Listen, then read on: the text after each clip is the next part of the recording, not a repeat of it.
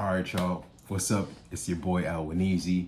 Right now, it's about to be 2 a.m. and I've got some stuff on my mind, and I was like, I gotta make a video. I can't sleep. Let's talk to the world and see if I can provide some encouragement to my brethren out there. This message in particular is for a specific group of people, and this is targeted for young Christian men who are trying to establish themselves in this life as a godly man, and they have the intention or desire to be leaders of their household, be leaders in ministry, protect and provide for their communities and their households. And it seems as though this world that we're in right now, societally, is set up against them. And I want you to know that you're not alone. It's not just you that's feeling this way. It's not just me that's feeling this way. It's an entire generation of a lot of guys that are feeling this way, both Christian and non-Christian alike. But again, this is geared towards Christian men because we have a particular worldview, and that worldview is pretty traditional in the sense that we take pride in being the man, being the provider, being the protector, allowing for people around you to feel safe because your frame is in order, that there's nothing people will feel around you that's insecure. And so that's what most decent men, especially young Christian men, want in their lives. And unfortunately, because of various situations, I'll try to touch on a few of them in this video, but probably won't even scratch the surface. However, just the firstly overall straying away from traditional values, I think that has definitely put the world in, at least Western society, in a very peculiar situation. And definitely the advent of feminism. And I know this is going to be a very controversial topic, but we can't ignore the fact that there's a paradigm shift where they're teaching young boys from very early on in school that essentially you're not needed, you're not wanted, you're the enemy. You're going to grow up to be the problem with society as a man.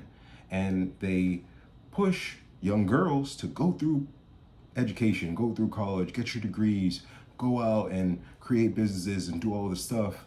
And that would be cool if it wasn't planning the demise of the man.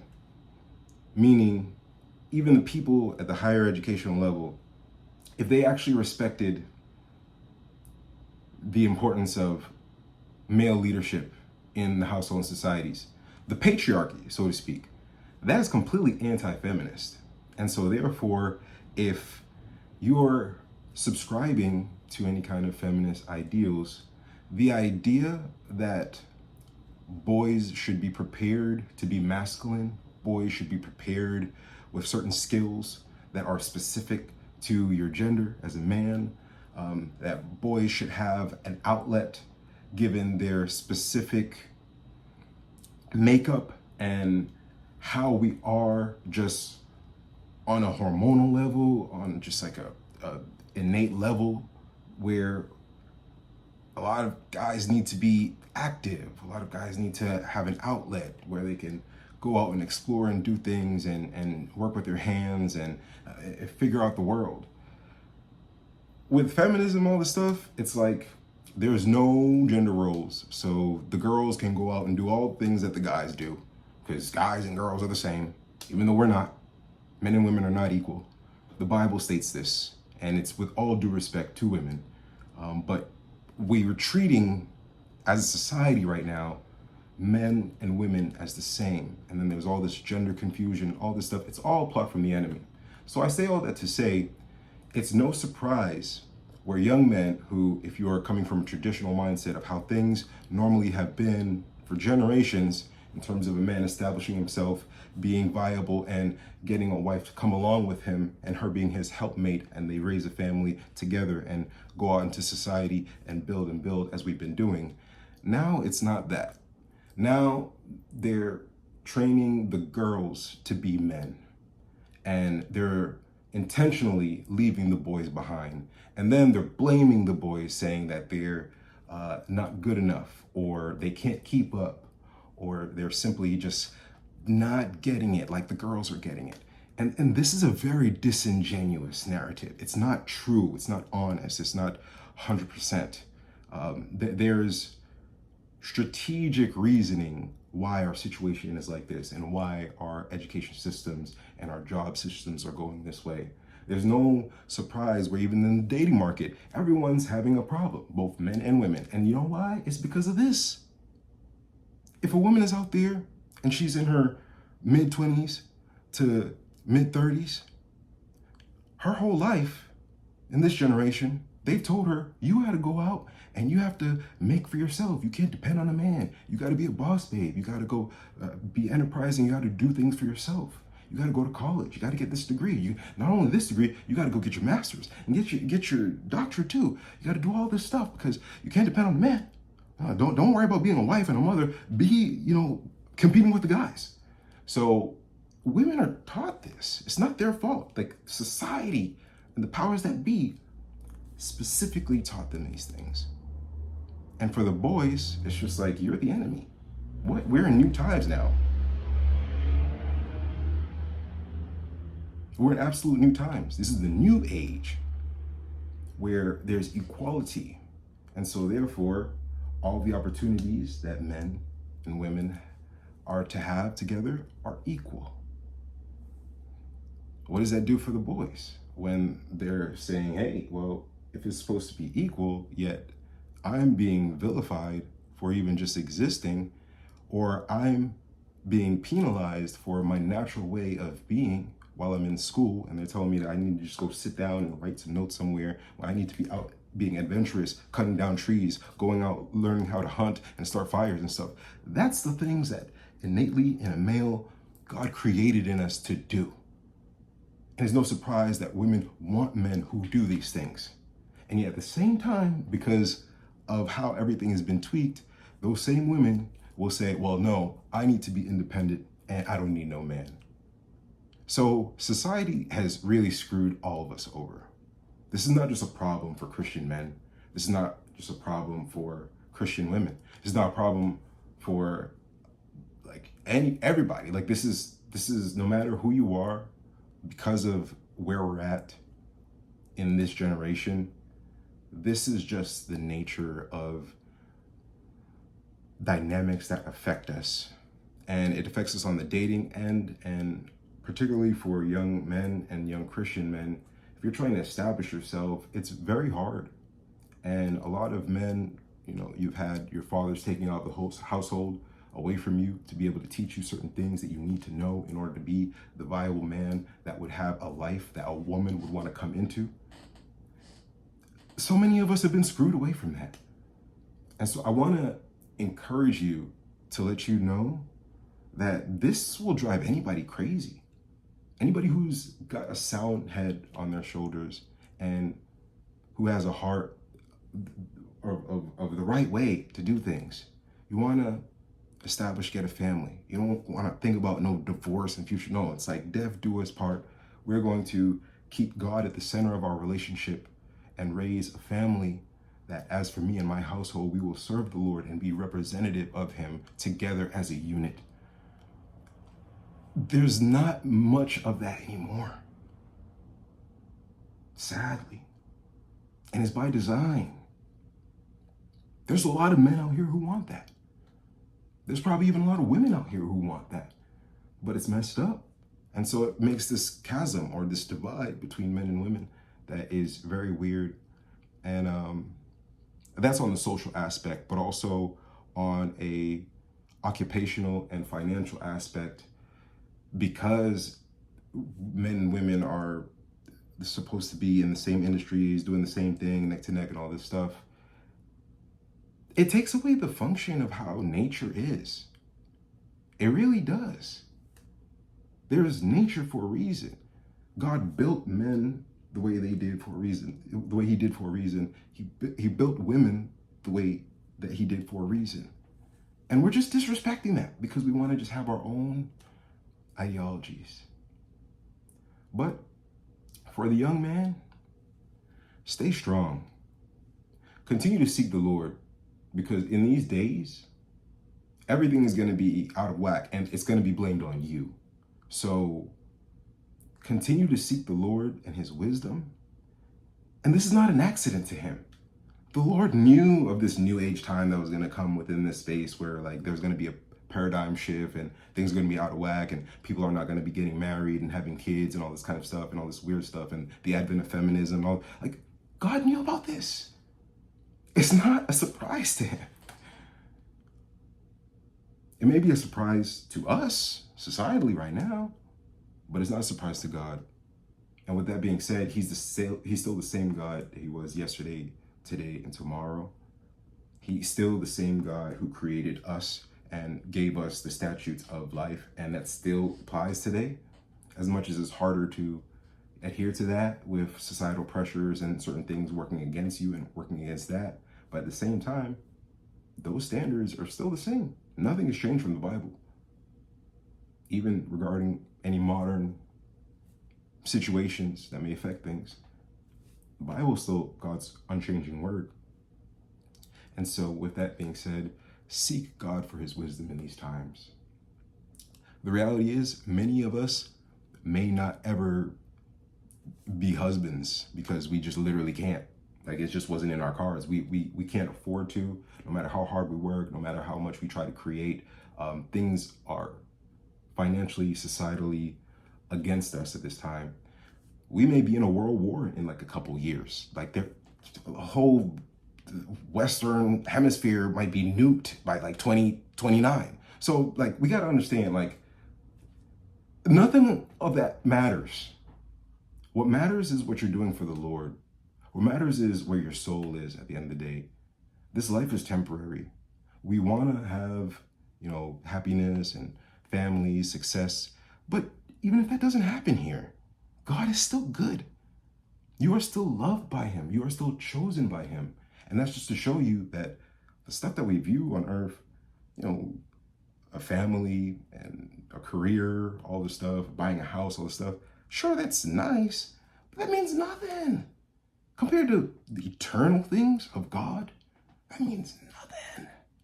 And we got to remember that because society's telling you nothing matters outside of this world. All that matters is what you can do here on this earth. And after that, it's done. So might as well do as much as you can here, get as much as you can here, and live it up to the fullest. When in reality, this is a short smidget compared to eternity, which is before everyone, whether you're in heaven or in hell. Eternity is the true life. Eternity is the true happiness. Eternity will have the fulfillment of all those things, like the most successful career and marriage and family and housing and whatever it is you do, or ministry, whatever it is. But in heaven, that's going to be amplified to a degree we can't even fathom. So hold on to that hope. Continue to just work on yourself. You're not going to be able to make miracles happen. Work hard, figure out what you're going to do for your life to, sustain yourself. If you're able to sustain more than just yourself, then good for you. And maybe you'll be in a position to start and lead a family. But if not, it's okay. Plug in yourself to ministry. Plug in yourself in ways that you can serve the Lord. That's the stuff that matters in eternity. Not relationships or money or housing or anything like that. You know what I mean? That stuff is cool and it's necessary for the material experience, but it doesn't mean anything at the end of the day when we're talking about what matters in eternity and what's going to last. What's really going to last. Because this stuff, it may be pleasing for a while, but it's going to be over. We got 70, 80 years on this earth. Less than that when we consider how long it takes to establish a lot of these things. So you experience like 30, 40, 50 years of that bliss of whatever it is, and then it's gone. then we're dead. So don't let this world depress you and make you feel like you need to go kill yourself because you haven't lived up to a certain ideal or expectation for either yourself or that society has given you. You are made in the image of God. If you're a Christian man, do you know how much of a miracle it is that you are a young man in 2024 and you love the Lord Jesus when everything is antichrist and God has sealed your soul forever? And you're going to be worried about not making enough money to get a marriage? Bruh, we gotta get to a better place, man. Like, we gotta wake up and realize what time it really is. And so I just want to give you all that hope. I know you're feeling down or you're looking at all these videos of other people talking about, oh, you need to be the best man you can be, blah, blah, blah. You need to make six figures, blah, blah, blah, all this stuff, all this stuff that the world curated in terms of success for a man. All this stuff is fool's gold. All this stuff, the devil is toying all this stuff for everybody. Even women, young women think that they're winning because we got to survive, so we got to work and we got to do all this stuff. And the men aren't there. They're not picking up the slack, so we got to do all this. They're not happy either. They don't want to be having to have all that responsibility. And the devil has fooled them just like he's fooled everybody else in the world. And it's sad. So even if there's, people shaming you, or you feel like, oh, I can't attain things that I want in life, or, I haven't received, the resources to do what I got to do, reprioritize your stuff, bro. Realize who you are. Look in the mirror. If there's anything you got to work on for yourself, for you, especially to make yourself as best as you can be for the Lord, do it. But if there's things outside of your control, there's things societally affecting an entire generation that's harming you, that's harming the people around you that you love, it's harming everybody that you know.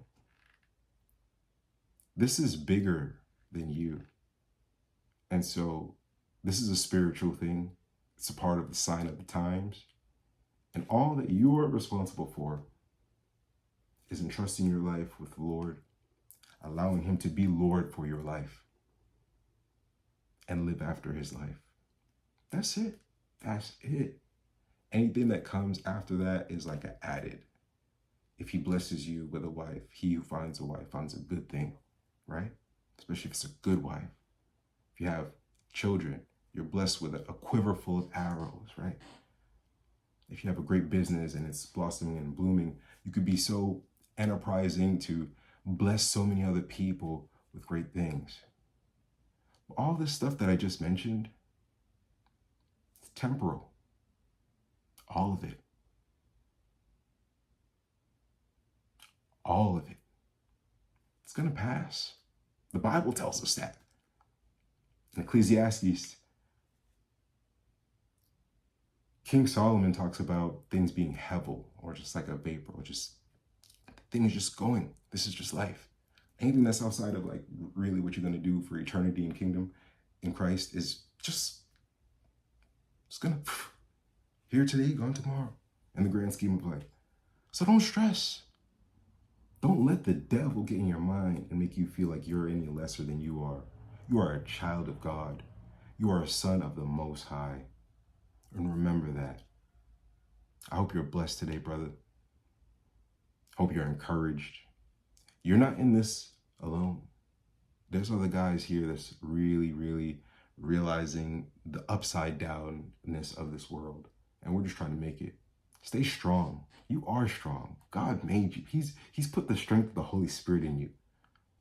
You've got strength. You've got faith. Continue in your journey. Continue to rest in God's grace and love. And give that to others in this world. Till next time, hope you all blessed. Please remember to like, share, comment, subscribe, all that good YouTube stuff.